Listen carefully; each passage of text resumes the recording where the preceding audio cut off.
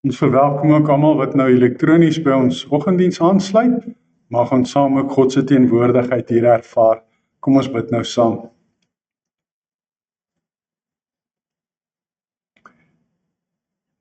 Ons Vader wat in die hemel is, ons kom kniel vanoggend weer voor die genadetroon, om saam met die engele in die hemel en al die gelowiges wat ons reeds vooruitgegaan het, vir U te aanbid en vir U te loof en te prys en vir U te eer.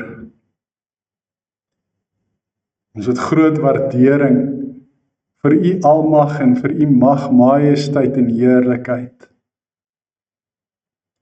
U troon is omring met glans wat helderder skyn as die son in die middel van die dag. U is die een wat ons gemaak het. En voor U kom ons, U kinders staan, om U te aanbid, te loof en te prys en te eer.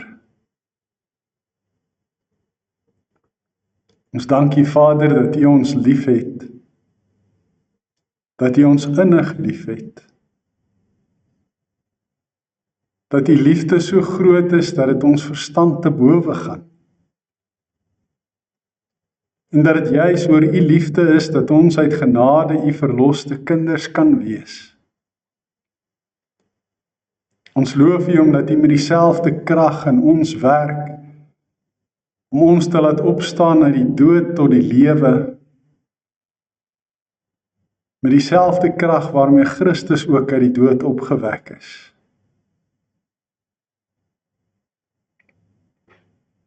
En daarom kom kniel ons voor U, die opgestane Heer, die opperbevelvoerder in die ganse heelal.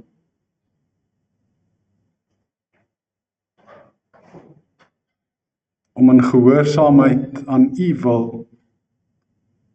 ons lewe daarin te wy, om die goeie dinge te doen, wat U wil hê ons moet doen. Ons bid dat U ook vandag ons erediens sal seën, en dat U deur die woord en gees met ons elkeen sal praat, dat ons U stem duidelik sal hoor en sal verstaan wat U vir ons wil sê, en dat ons sal begryp hoe ver en wyd en hoog en diep U liefde vir ons strek. Ons bid dit in Jesus se naam. Amen. Geliefdes, ons is besig om na te dink oor hoe ons behoort te reageer op God se verlossing uit genade. Ons onthou dat ons gepraat het oor sukses, voorspoed en rykdom, en hoe dit ons gehoor het dat dit iets is wat eintlik eers ten volle in werking tree wanneer ons verloste kinders van God is. Want dit is ware sukses, voorspoed en rykdom. En ons wat dit ontvang uit genade sonder dat ons dit kan verdien, ons moet dankbaar wees. So dit is hoe ons moet reageer op ons verlossing uit genade, met dankbaarheid. En dan het ons gesê die hoogste vorm van dankbetuiging is lofprysing en aanbidding. Dis om God te aanbid, om te loof en te prys vir sy grootheid en sy heerlikheid en sy almag wat hy in ons bewys het. So saam met die lofprysing dan die aanbidding of die gebed. Verlede Sondag het ons gesels oor gehoorsaamheid en gesê dat dit die derde hoogste vorm is van dankbetuiging. Die manier waarop ons vir God dankie kan sê, omdat hy ons uit genade verlos het en ons sy kinders kan wees. Nou wonder ons wat die volgende een is. Die volgende een, die vierde hoogste vorm van dankbaarheid, sien ons as ons Efesiërs verder lees, is kerklike betrokkenheid en meelewing. So ons gaan vanoggend praat oor Paulus se eklesiologie. Ons het met Pinkster gepraat oor pneumatologie, dis die studie van die Heilige Gees of die leer oor die Heilige Gees. en ons het gepraat ook oor die verlossingsleer, die soteriologie, en nou gaan ons vandag praat oor die eklesiologie, met ander woorde die leer oor die kerk, hoe ons die kerk moet sien en verstaan en daaroor moet dink, en hoe dat ons betrokkenheid en ons meelewing by die kerk die 4de hoogste vorm is van dankbaarheidsbetoning aan God. Die opskrif van die gedeelte wat ons vanoggend lees is een nuwe mensheid, en dit kom uit die 2de hoofstuk van Efesiërs. Ons het verlede keer die eerste 10 verse gelees, vanoggend begin ons nou by vers 11. Daar skryf Paulus vir die gemeente in Efese, en ons moet onthou, hulle is Grieke, wat tot geloof in Christus gekom het. Hou dan in gedagte wat julle vroeër was. Nou, om te verstaan wat hulle vroeër was, moet ons iets verstaan van wie die Grieke was. En die grootste Griek in die geskiedenis was seker Alexander die Grote, wat die wêreld ingeneem het in daardie tyd, die destydse wêreld, en wat almal geleer Grieks praat het, as deel van sy imperialistiese beweging om alles te kolonialiseer onder sy Griekse koningsheerskappy, en so het Grieks 'n wêreldtaal geword, en was dit dan ook die geskikte tyd vir Christus om te kom, en vir die Bybel om in die Nuwe Testament om in Grieks geskryf te wees, sodat almal dit ook kan verstaan. Nou, as 'n mens na Griekeland toe gaan, vandag nog, dan sien jy van die tempels daar, van Athena, van Artemis, van Zeus, en die oorblyfsels daarvan, en van die Pantheon, die arenas wat hulle gehad het. So dit is goed wat al meer as 2000 jaar staande gebly het, alhoewel dit eintlik maar ruïnes op hierdie stadium is, kan 'n mens nog iets daarvan sien. So daar is groot argitektuur, kan 'n mens maar sê kunswerke opgerig in die tyd van die Grieke en van hulle bewind. Hulle het dan ook 'n veelgodedom, soos ons dit noem, hulle het meer as een god, en hulle het 'n mitologie, soos ons dit noem. 'n Mitologie is maar stories en verhale wat mense self uitgedink het oor al hulle verskillende gode. Nou die kinders sal dalk baie beter die Griekse mitologie ken as wat baie van die volwassenes dit ken, sonder dat hulle dit besef, want hulle ken al die DC en die Marvel comics en al daardie superhelde. Nou, eintlik is daardie superhelde niks anders as afgeleide weergawes van die Griekse en die Romeinse mitologie nie. So hulle het hierdie gode gedien, gode wat baie keer meer sondig was as wat baie van die mense was, en wat die allerverskriklikste goed gedoen het, maar dit was hulle gode wat hulle gedien en aanbid het. So dit is wie hulle vroeër was. Van geboorte was julle heidene. Nou die woord heidene in die Nuwe Testament is die woord wat gebruik word vir almal wat nie Jode is. En julle is onbesnedenis genoem deur die wat hulle self die besnedenis noem. So die Jode is die besnedenis en hulle die ander, die Grieke, die onbesnedenis genoem. Al is die besnydenis net mensewerk aan die liggaam. In die tyd was julle sonder Christus, uitgesluit uit die burgerskap van Israel, ver van God af, sonder deel aan die verbonde en die beloftes wat daarmee saamhang, sonder hoop en sonder God in die wêreld. So die Jode was God se verbondsvolk gewees. Hy het vir Abraham destyds uitgekies om die aardsvader te wees van die volk Israel. Hy het vir hulle uiteindelik die beloofde land gegee, soos wat hy aan Abraham ook beloof het, en hy het allerhande verbonde met hulle gesluit. Hy het die hele tyd probeer om in 'n verhouding met hulle te lewe, om hulle God te wees, om hulle te red, en om vir hulle te sorg, en om hulle lief te hê, en van hulle het hy verwag om ook hulle verbondsverpligtinge na te kom, om aan hom gehoorsaam te wees uit dankbaarheid vir hulle verlossing, net soos wat ons ook gehoorsaam is aan hom uit dankbaarheid vir ons verlossing. En so het hy dan ook vir hulle die 10 gebooie gegee as reëls en riglyne wat hulle moet gehoorsaam. So hulle was uitgekies tussen al die volke om God se volk te wees. En hy het aan hulle beloftes gemaak, beloftes van 'n Messias wat sou kom, wat op die troon van Dawid sou regeer tot in ewigheid en wat vir hulle redding en verlossing sou bring. En uit hulle nageslag en uit Dawid se nageslag sal hierdie verlosser gebore word. En ons weet nou vandag dat dit Jesus Christus was. Nou die heidene wat nie Jode was nie, was uitgesluit uit al hierdie verbondsbeloftes en uit hierdie besondere verhouding wat God met Israel gehad het. En met die verbond wat hy met Abraham gesluit het, het hy dan ook vir hom die besnydenis as teken gegee, dat die verbond geldig is, en al die Israeliete na Abraham moes hierdie teken, die manlike Israeliete kry, sodat hulle kon weet, hulle is deel van die volk van God. En nou het dit ook gebeur dat die Jode gedink het dat die Grieke en Romeine en ander mense wat ook die Christelike geloof aanneem, dat hulle ook die besnydenis moet ontvang, omdat hulle ook nou deel van die volk van God is. En dis hoekom Paulus in die vorige vers wat ons gelees het gesê, die besnydenis is maar net mensewerk.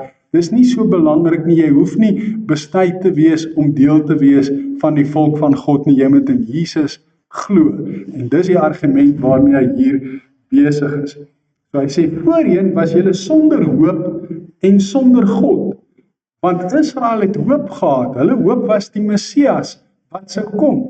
Hulle hoop was God, wat hulle sou red, wat hulle sou help, wat hulle sou bystaan, wat hulle vir altyd in die beloofde land sou laat woon, solank as wat hulle aan hom gehoorsaam is en die verbondsbeloftes en geloftes nakom.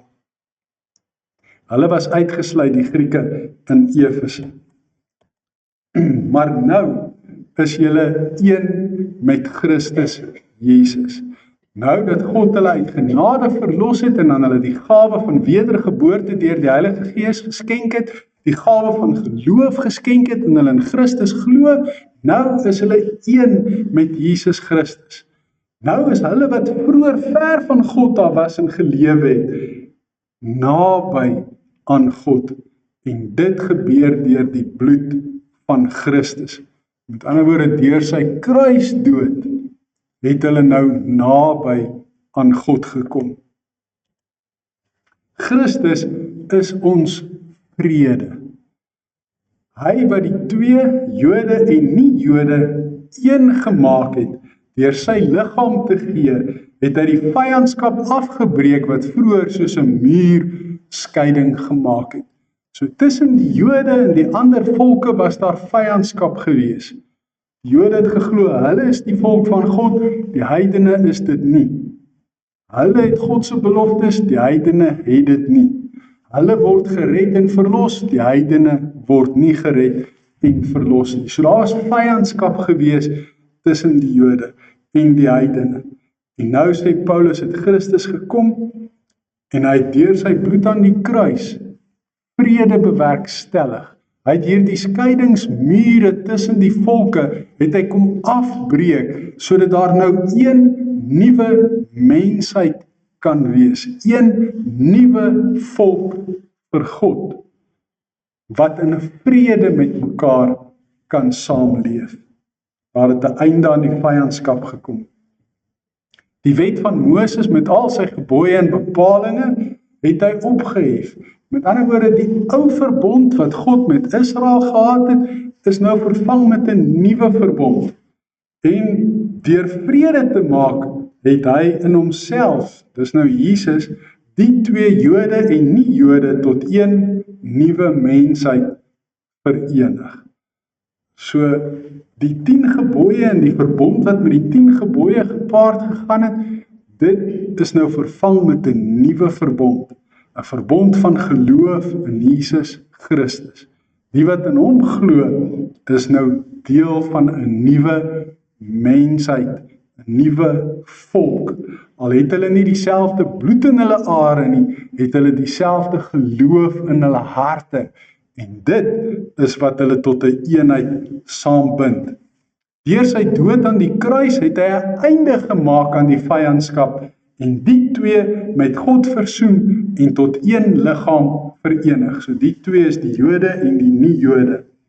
Toe hy gekom het, het hy die goeie boodskap van vrede gebring. Vrede vir julle wat ver van God was, vrede ook vir die wat naby God was. So vrede vir die Jode, maar ook vrede vir die Grieke daar in Efese, die nie-Jode. Deur hom het ons almal, Jode en nie-Jode, deur die een Gees vrye toegang tot die Vader. Nou dis 'n merkwaardige opmerking, want in die ou verbond, voor Christus se koms en voor sy kruisdood, was die tempel so gedeel dat hy uit 3 dele bestaan het. Hy het bestaan uit die voorhof, waarin net manlike Jode kon kom. En dan het hy bestaan uit 'n heilige deel, en dis waar die priesters en die leviete kon kom, sodat hulle offers daar kon bring. En dan was daar die voorhangsel gewees, wat die heilige en die allerheiligste van mekaar geskei het.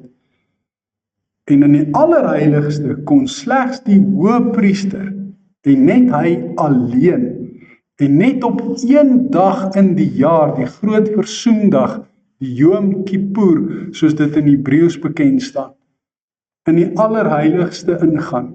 Maar voordat hy daar kon ingaan, moes hy die vorige nag, die hele nag lank wakker gehou word, deur die priesters en die leviete, sodat hy nie dalk kon slaap en kon droom en dalk in sy drome kon sondig nie. Hy moes vir homself 'n offer gebring het, en hy moes ook 'n offer gebring het vir die volk se sondes. En dan moes hy daardie bloed van die offerdier gaan besprinkel in die allerheiligste deel waarin die verbondsark was, waarin die 10 gebooie was en waarin Aaron se swaard of sy staf was, Moses se staf was. Dit was binne in die ark en hy moes die bloed dan daaroor gesprinkel het om sodoende versoening te doen vir die volk se sondes op die groot versoendag. So niemand anders het vrye toegang tot die Vader in die allerheiligste gehad nie. Maar nou weet ons, en Hebreërs 10 praat daaroor spesifiek in vers 19 tot 25 en selfs verder ook, dat hierdie voorhangsel geskeur het toe Christus gesterf het. En hy het van bo na onder geskeur. Nou, julle kan maar probeer om 'n gordyn van bo na onder te skeur. Julle sal sien, dis nie so maklik nie. Dit is baie makliker om hom van onder af na bo te skeur. En die feit dat hy van bo na onder geskeur is, sê dat dit 'n goddelike handeling was. Dis God wat dit gedoen het om toegang tot die allerheiligste oop te maak, sodat ons met vrymoedigheid na God toe kan gaan in die allerheiligste. En daarom het ons kerkgeboue vandag nie 'n voorhof waarin net manlike Jode kan kom en 'n heilige deel waarin net priesters kan kom wanneer hulle offers bring en 'n allerheiligste deel waarin net die hoëpriester 1 keer 'n jaar kan ingaan. Die hele kerk is oop omdat ons vrye toegang tot die Vader het. Nou die nie-Jode kon nie eers in die voorhof van die tempel gekom het nie. Hulle moes aan die buitekant daarvan gebly het. Nou vandag kan nie-Jode ook binne in die kerk wees, het hulle vrye toegang tot God in sy allerheiligste. En dis wat Paulus besig is om hier oor te praat. Julle is dis nie meer ver van God af, nie mense wat daar ver buitekant die voorhof van die tempel moet wees. Julle is nie meer bywoners by die tempel nie. Julle is nou medeburgers van die gelowiges en lede van die huisgesin van God. Julle het nou deel geword van 'n huisgesin, van 'n intieme familie, en julle is saam deel van hierdie huisgesin, en julle is naby aan God. In sy allerheiligste, binne in die kerk, is julle nou ook toegelaat. En dan praat hy verder oor die kerk en hy gebruik metafore. Hy sê, julle is 'n gebou wat opgerig is op die fundament van die apostels en die profete. Met ander woorde, dit wat die apostels en die profete geleer het, dis die fundament waarop die kerk gebou word. En dis 'n gebou waarvan Christus Jesus self die hoeksteen is. Nou daar word in die Ou Testament geprofeteer dat die Messias wat gaan kom, die hoeksteen gaan wees waarop God sy volk en sy kerk gaan bou. Maar daardie hoeksteen, wat die belangrikste steen in die hele gebou is, want dis die steen wat eerste gelê word, dit word bepaal hoe die res van die gebou verder gebou word. Daardie hoeksteen kan ook 'n struikelblok wees. Dit sê die profete alreeds. 'n Struikelblok vir die wat nie in hom wil glo nie. En dan in die Nuwe Testament haal Jesus daardie profesie aan. En hy sê dat dit op hom van toepassing is. Dat hy 'n hoeksteen kan wees, maar ook 'n struikelblok. Dan of jy glo of nie. In hom sluit die hele gebou saam en verrys dit tot 'n heilige tempel vir die Here, in wie julle ook saam opgebou word as 'n geestelike huis waarin God woon. So die kerk is nie net 'n fisiese gebou waarin mense bymekaar kom om 'n erediens te hou, te luister na die verkondiging van die woord, saam te bid en God te loof en te prys en te eer nie. Dit is ook 'n geestelike gebou, 'n geestelike huis waarin God woon, omdat God deur die Heilige Gees binne in gelowiges woon en gelowiges tempels is van die Heilige Gees. En dan praat hy oor sy werk onder die heidene nasies in hoofstuk 3. Ons gaan die eerste paar verse van hoofstuk 3 ook lees. Daarom bid ek vir julle wat nie Jode is nie. Julle wat dus met ander woorde Grieke is. Ek, Paulus, 'n gevangene deur my diens aan Christus. So terwyl hy hierdie brief skryf, is Paulus 'n gevangene.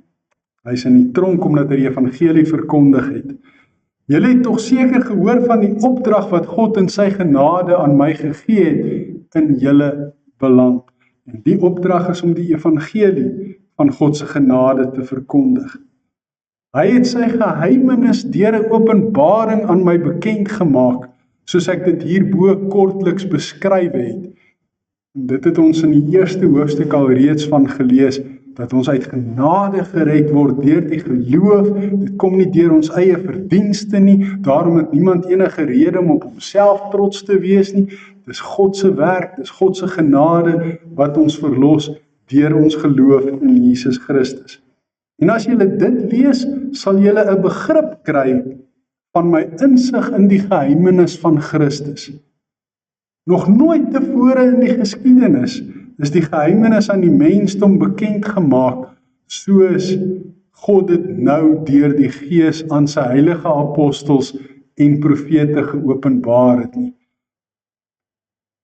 In die Ou Testament het die profete wel gepraat van die Messias wat gaan kom, maar die fynste besonderhede het hulle nog nie geken nie. Nou is daardie fynste besonderhede bekend, want Christus het sy verlossingswerk kom doen en kom klaarmaak. Dit is die geheimenis. Deur die verkondiging van die evangelie en in hulle verbondenheid met Christus Jesus, dis 'n geloofsverbondenheid, word ook mense wat nie Jode is nie, saam met ons deel van die volk van God en lede van die liggaam van Christus. En kry hulle ook saam met ons deel aan wat God beloof het. So wanneer ons lees van volk van God en van liggaam van Christus, dan moet ons ook lees kerk. Want dit is waarvan Paulus besig is om te praat oor die kerk. Die woord kerk is vertaal van die Griekse woord kyriake, en dit beteken dit wat aan die Here behoort, die Here sin. Van hierdie evangelie het ek 'n dienaar geword. En dis 'n voorreg wat God in sy genade aan my gegee het, deur sy krag in my te laat werk. Onthou julle van hierdie krag het hy in die eerste hoofstuk gepraat, toe hy sê, dis dieselfde kragtige werking van sy mag, waardeur hy Christus uit die dood opgewek het. Met daardie selfde krag werk hy ook in ons, om in ons die wedergeboorte te skenk, sodat ons ook opgewek kan word uit die geestelike dood, waarin 'n mens is, wanneer jy nog 'n gevangene van die sonde en van jou sondige natuur is. Hoewel ek die geringste van al die gelowiges is, het hy aan my hierdie voorreg gegee om aan die heidene nasies die evangelie van die onpeilbare rykdom van Christus te verkondig. Paulus noem homself die geringste van al die gelowiges, omdat hy die gelowiges vervolg het, omdat hy hulle probeer in die tronk gooi het, omdat hy hulle probeer vermoor het. En dit was alles voor sy bekering. Nou dat hy tot bekering gekom het, het hy 'n voorreg gekry, 'n roeping om die evangelie te verkondig. En sy roeping was spesifiek gerig op die heidene nasies. Petrus, Johannes, Jakobus en die ander apostels het hulle toegespits op die Jode om die evangelie aan hulle te verkondig, terwyl Paulus en Barnabas en Lukas wat saam met hulle gegaan het, meer gefokus het op die wat nie Jode was nie. En dit gaan oor die onpeilbare rykdom van Christus. So, jy onthou ons het begin praat in hierdie reeks oor sukses, voorspoed en rykdom.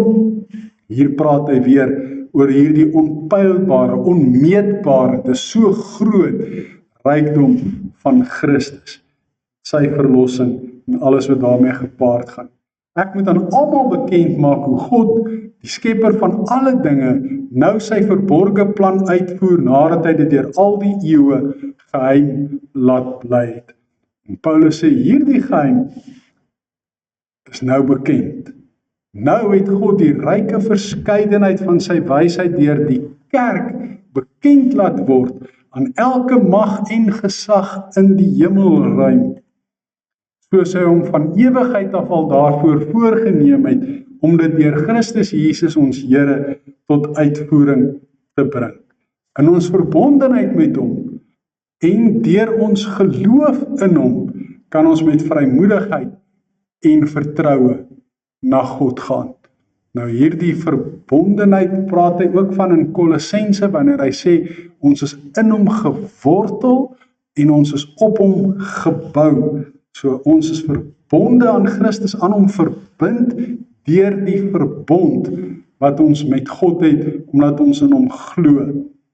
Deur ons geloof het ons nou vrymoedigheid om met vertroue na God te kan gaan. Ons het vrymoedigheid om deur die voorhangsel te beweeg na die allerheiligste, om na die kerk toe te gaan, die allerheiligste waar God ook teenwoordig is, om hom daar te dien en om daar te aanbid. En ons kan dit doen met vrymoedigheid en met vertroue. Daarom bid ek dat julle nie moedeloos word, omdat ek om julle ontwil ly nie. Julle moet dit eerder as 'n eer beskou. So moenie moedeloos wees omdat ek in die tronk is, omdat ek die evangelie verkondig het nie. Beskou dit eerder as 'n eer, as 'n voorreg, dat ek dit vir julle doen, sodat julle kan glo. So in hierdie gedeelte kry ons so 'n voorsmaakie, so ietsie van Paulus se eklesiologie, van sy leer oor die kerk. Hy gebruik verskeie beelde, verskeie metafore om te verduidelik wat hy onder die kerk verstaan en wat hy daarmee bedoel. Hierdie metafore help ons om Paulus se siening oor die kerk en oor kerkwees so bietjie beter te verstaan. Hy gebruik dit om dit aan ons te verduidelik. Die eerste metafoor wat hy gebruik is die metafoor van burgerskap. Nou burgerskap is iets wat ons in die verlede, toe ek 'n kind was, nie regtig vreeslik oor nagedink het of iets van geweet het nie, want ons was Suid-Afrikaanse burgers. En ons was almal Suid-Afrikaanse burgers en almal met wie ons in aanraking gekom het, was Suid-Afrikaanse burgers. Maar sedertdien het daar baie water in die see geloop, het dinge aansienlik verander, het ons beweeg van die sogenaamde ou Suid-Afrika na 'n sogenaamde nuwe Suid-Afrika, en baie mense het besluit om van burgerskap te verander. Hulle het geïmmigreer na Australië, na Nieu-Seeland, na Kanada, na Amerika, en deesdae word ons nou uitgenooi om na Amerika te kom met vlugtelingstatus. En dan wanneer jy dan nou in hierdie nuwe land kom, dan moet jy vir 'n tydperk daar bly van, sê nou maar 5 jaar, meeste van die plekke, voordat jy dan nou daardie land se burgerskap kan kry, hulle nasionaliteit kan aanneem. So dan kry jy 'n nuwe paspoort. In Suid-Afrika het ons nou Suid-Afrikaanse paspoorte as Suid-Afrikaanse burgers, maar daar kan jy dan nou 'n Nederlandse of Australiese of Amerikaanse paspoort kry, want jy word dan 'n burger van daardie land. En al die voorregte wat die burgers van daardie land geniet, kan jy dan ook geniet. En as daardie land nou byvoorbeeld gratis onderwys het, en gratis universiteite het, en gratis gesondheidsorg het, en natuurlik betaal jy daarvoor met belastings, maar dit is tot jou beskikking dan as 'n burger van daardie land. Al die voorregte wat die burgers van die land geniet jy dan ook. Nou Paulus gebruik hierdie beeld van burgerskap om te sê, ons is burgers van die koninkryk van God. Ons het as het ware hemelse paspoorte gekry wat sê, ons is burgers van die hemel. Ons het burgerskap, 'n nuwe burgerskap gekry. Ons woon naby God. Ons is ontvangers van God se verbonde en van God se beloftes. En al hierdie verbonde en beloftes het beloftes van hoop ingesluit. En daarom is ons ook hoopvol en kan ons vol hoop wees. En dis merkwaardig dat dit iets is wat hy vir Grieke skryf. Vir Jode voor Christus se koms sou so gedagte ondenkbaar wees, onaanvaarbaar wees, want dis dan hulle vyande. Hoe kan hulle vyande saam met hulle burgers wees van 'n koninkryk van God? Vir hulle sou dit nie sin gemaak het nie. En daarom wil Paulus vir die gemeente in Efese sê, julle moet verstaan, julle beskik nou oor 'n besonder bevoorregte posisie om burgerskap te kan hê in God se koninkryk. En eintlik sê hy dit vandag ook vir ons, wanneer ons as gelowiges dit lees. Want ook ons is aan Christus verbind deur ons geloof in hom. Ook ons is nou burgers van God se koninkryk. So as jy deel is van God se koninkryk, is jy ook deel van die kerk. En die kerk het ook wat ons noem lidmaatskap. En daai lidmaatskap beteken eintlik presies dieselfde as burgerskap. So as jy belydenis van geloof aflê, dan gee ons vir jou 'n kaartjie wat sê jy is nou 'n belydende lidmaat van hierdie kerk. Jy is 'n burger van hierdie kerk. En as jy gedoop word, dan kry jy 'n doopsertifikaat wat sê jy's 'n dooplidmaat, 'n gedoopte burger van hierdie kerk. So iets daarvan sê vir ons iets van die kerk. Die tweede metafoor wat hy gebruik is die van 'n vredevolle eenheid. Jode en nie-Jode was vyande. Daar was mure tussen hulle opgebou. Hulle het mekaar as vyande beskou. Jode het geglo jou naaste moet jy lief hê, dit is mede-Jode, maar jou vyande moet jy haat. Dis almal wat nie Jode is. Nou is daar 'n nuwe eenheid, 'n vredevolle eenheid. Die mure is afgebreek. Ons is nou deel van die een liggaam van Christus deur sy bloed. Ten spyte van etnisiteit, met ander woorde ten spyte van verskille tussen volke, verskille in herkoms, verskille in kulture. Ja, ons sien nog vandag iets daarvan, Want ons is hier in 'n Afrikaanse kerk en ons het 'n Afrikaanse kultuur en ons dien en aanbid God op 'n Afrikaanse manier. Maar daar is ook mense wat nou besig is om God in hulle taal te dien en in hulle kultuur en verwysingsraamwerk te dien. So al daardie goed word nie opgehef nie. Jou volkskap, jou kultuur, jou taal word nie hierdeur vervang en opgehef nie. Dit kan nog steeds gehandhaaf word, maar, hier's nou 'n belangrike maar, dit gaan nie oor jou kultuur en jou taal en jou volk en jou herkoms nie. Dit is nie wat jou 'n kind van God maak nie. Daar was 'n tyd in ons land se geskiedenis waarin mense bietjie verward geraak het tussen volk en Christendom. Hulle die twee met mekaar versoen en verenig. As jy 'n Afrikaner is jy outomaties 'n Christen. So geloof in Jesus was nie meer die maatstaf nie. Jou burgerskap as deel van 'n Afrikaner volk was die maatstaf. En dit noem ons Christen nasionalisme.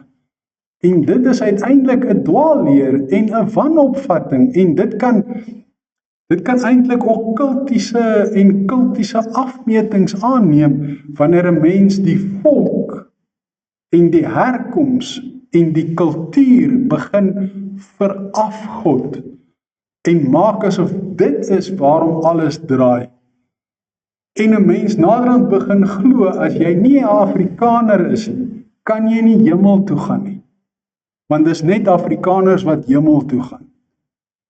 Dan het Christen nasionalisme 'n totale dwaalleer en kultus geword.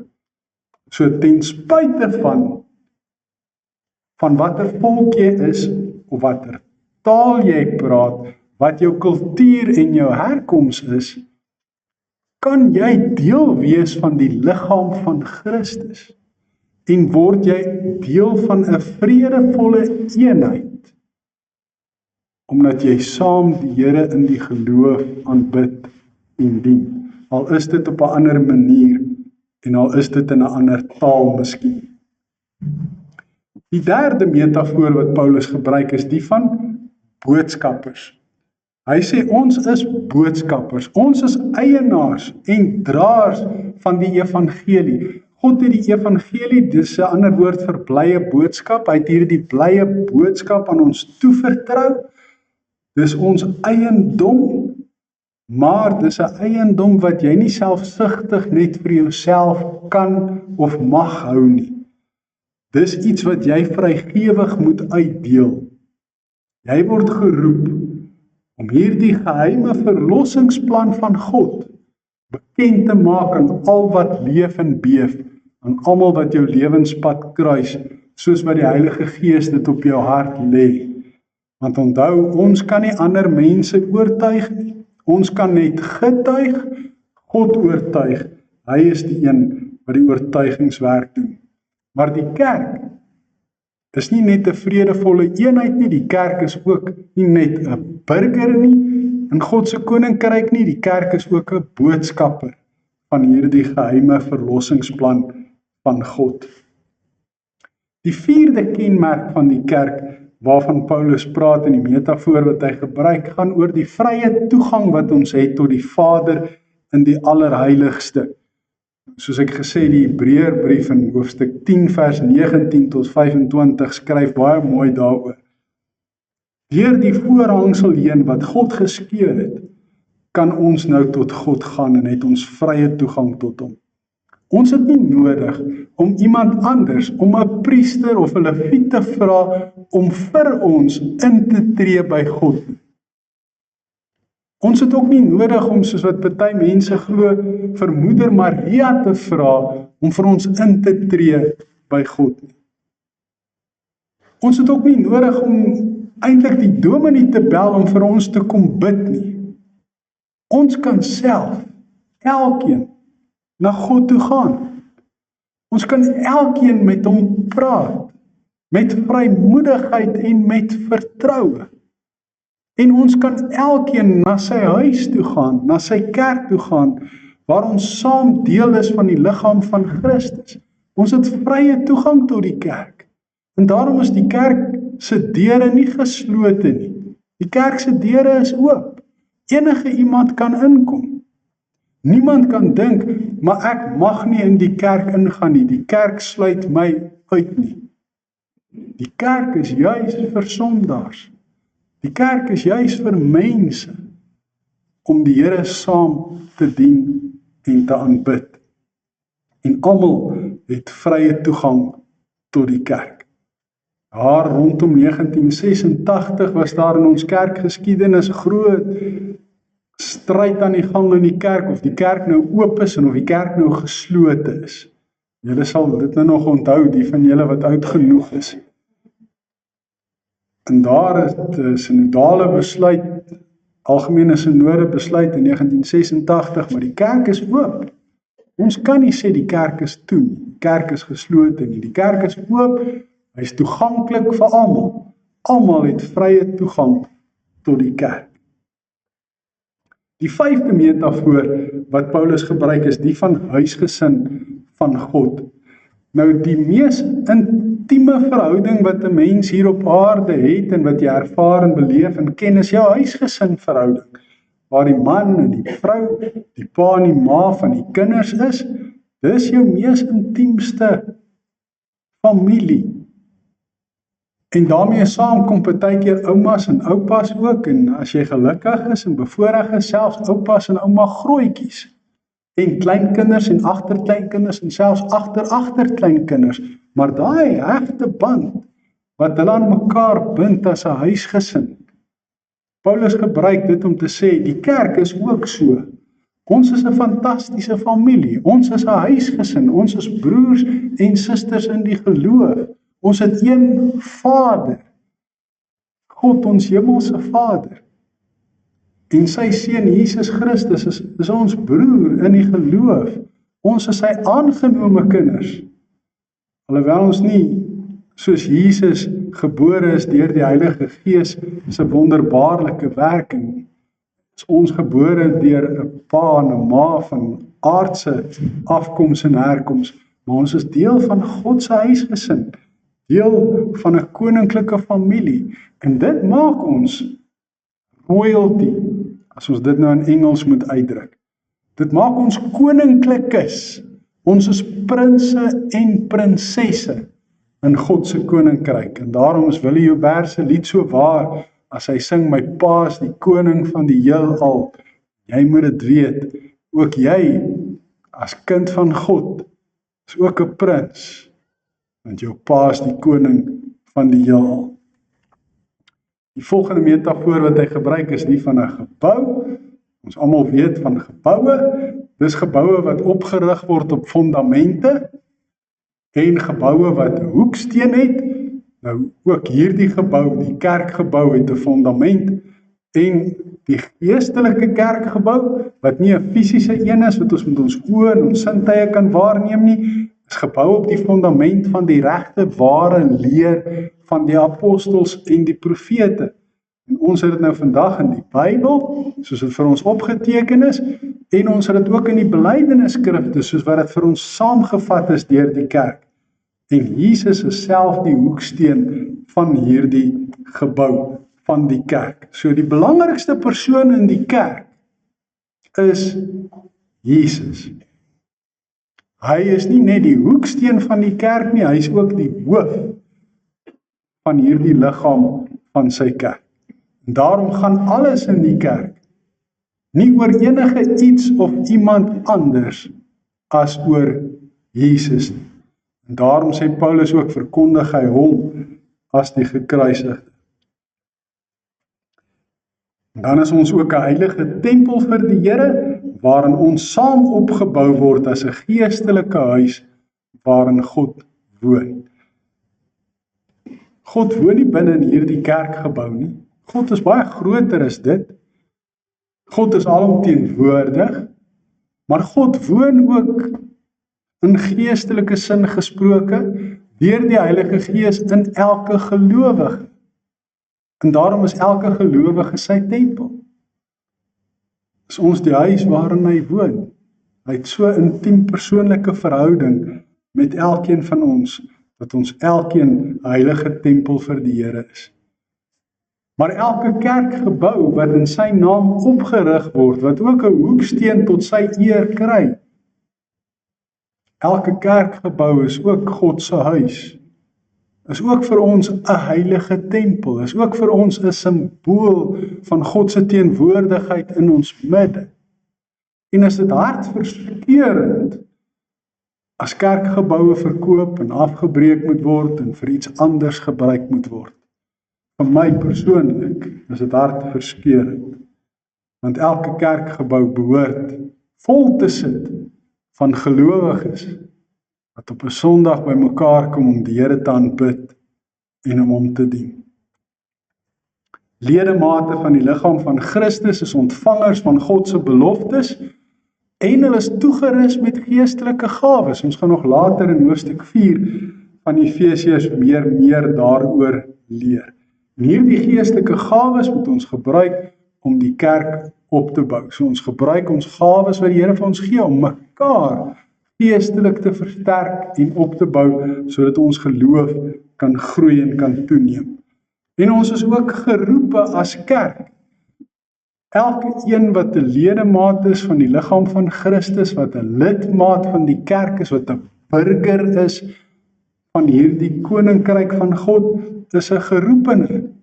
'n Geroepene wat 'n voorreg ontvang het om die evangelie van die onpeilbare rykdom van Christus te verkondig, ten spyte van vervolging. En daarom moet ons dit as 'n eer beskou om die evangelie te mag en te kan en te moet verkondig, oral en altyd. En daarom gaan dit in die kerk ook oor verbondenheid.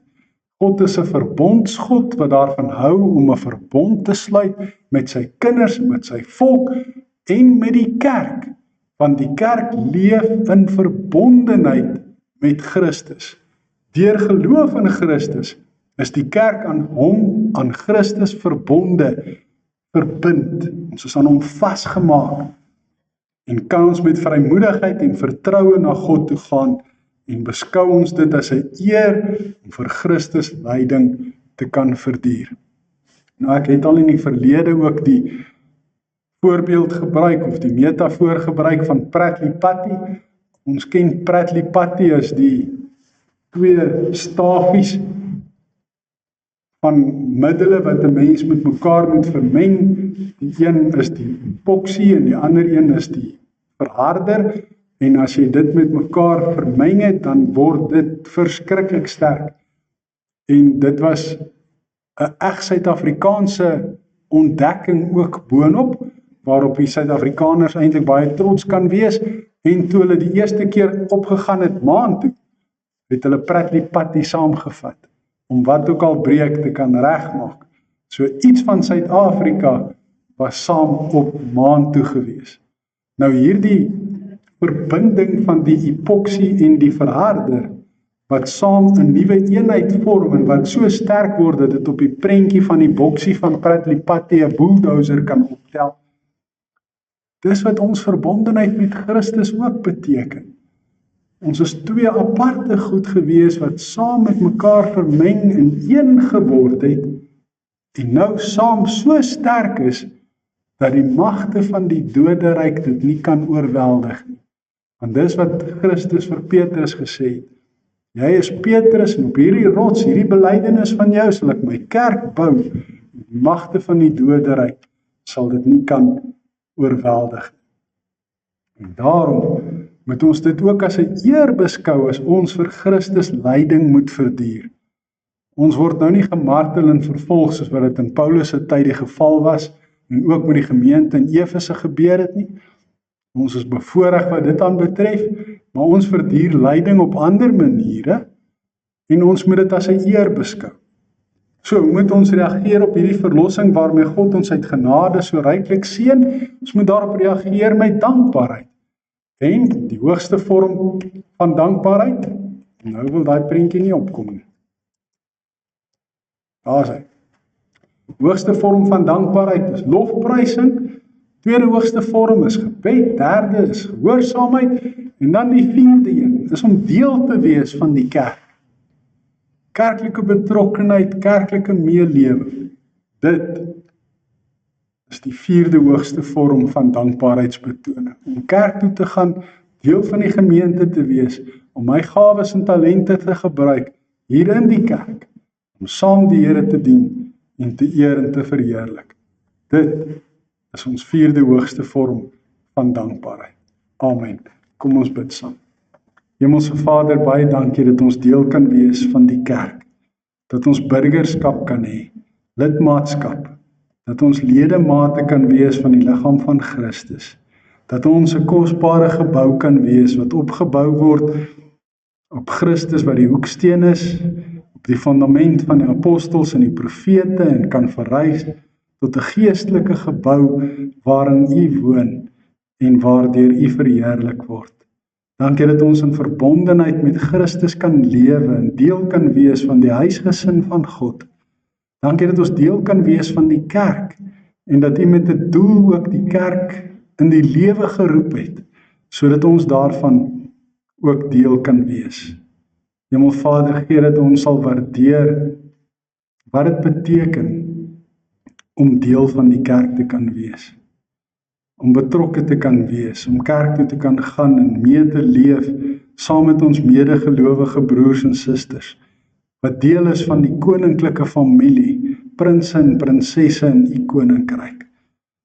Vader, gee vir ons die genade om met vrymoedigheid kerk toe te gaan, met vrymoedigheid deel te kan wees van U huisgesin, met vertroue na U toe te kan gaan, omdat die voorhangsel geskeur het, en ons nou in die allerheiligste by U kan wees. Vader, ons wil bid vir ons kerke. U weet dat dit moeilike tye is waarin ons leef en dat die meeste kerke worstel veral om finansiëel te oorleef. Here, ons weet dat U genade vir ons genoeg is en dat die magte van die doderyk nie die kerk kan oorweldig nie. En ons weet ook, Vader, dat die sigbare kerk nie noodwendig die ware kerk is nie, maar dat daar in die sigbare kerk ook die ware kerk teenwoordig is. En daarom bid ons, Vader, dat daar groei sal plaasvind. Groei in geloof, groei in getalle, maar groei ook in betrokkenheid en in liefde vir U. Groei in toewyding aan U, sodat U daardeur geëer en verheerlik mag word. En so kom bid ons, Vader, ook vir elkeen wat ledemate van die kerk is, wat ook siek is en wat swaar kry. Mense wat operasies ondergaan het. Ons dink aan Dominee Jan van Unitas Park gemeente wat 'n knieoperasie ondergaan het. Ons vra ook vir beterskap en genesing ook vir hom. Ons bid ook vir Gert van der Walt wat weer in die hospitaal opgeneem is en al die ander siekes. En ons vra, Here, dat U elkeen in die groot liefde en genade sal vertroos en sal vashou en dat U beterskap en genesing op U tyd sal bewerkstellig soos wat U wil. Ons bid vir elkeen, Vader, wat dalk 'n weduwee of 'n weewenaar is, wat hartseer is, omdat hulle eensaam is, omdat hulle geliefdes aan die dood afgestaan het. Ons bid vir ouers wat hulle kinders moes begrawe het en kinders wat hulle ouers begrawe het, wat daaroor ook nog in droefheid en rou verkeer. Ons bid vir elkeen wat finansiëel swaar kry en wat arm is en wat in hierdie duur en moeilike tye waarin ons leef, maar swaar kry om kop bo water te hou. Vader, ons bid dat U sal voorsien, dat U genade vir ons genoeg sal wees. Ons vra dat U plan en doel met ons lewens sal verwesenlik en dat U naam daardeur geëer en verheerlik mag word. Ons bid dit alles in Jesus se naam. Amen. Ek het nou geleentheid om ook vir die Here dankie te sê met die dankoffers.